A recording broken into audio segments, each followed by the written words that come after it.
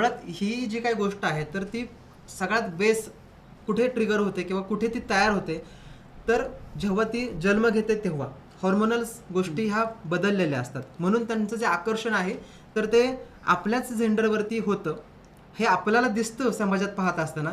पण मुळात त्यांच्या आतमध्ये ते विरुद्ध जेंडर असतं, म्हणून ती व्यक्ती आकर्षित करते किंवा आकर्षित होते.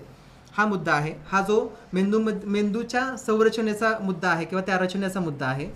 त्याच्यानंतर दुसरी गोष्ट काय घडते इथे, की गोष्टी अशा स्वरूपाच्या आहेत की हे प्रेम, ही जी भावना आहे ही फक्त शरीराशी निगडीत नाही आहे. ही मानसिक, भावनिक आणि शारीरिक, आणि त्याच्यानंतर जी गोष्ट आहे तर ती म्हणजे सुरक्षितता. पहा, कोणतीही स्त्री काय मिळवते किंवा काय पाहते, भावनिक, मानसिक, सामाजिक आणि त्याच्यामध्ये असलेली जी सुरक्षितता आहे ती मिळवल्यानंतर आपलं शरीर देते किंवा तिथपर्यंत ती कनेक्ट होते.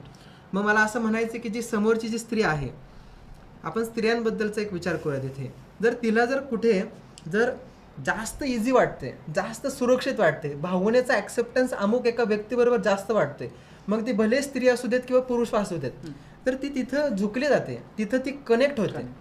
मग मला असं म्हणायचं की ही जी भावना आहे ही निगडीत कशाशी आहे, तर ह्या सुरक्षिततेमध्ये आहे, ह्या भावनांच्या ॲक्सेप्टन्समध्ये आहे, ह्या एकमेकांच्या मतांचा आदर करण्यामध्ये आहे.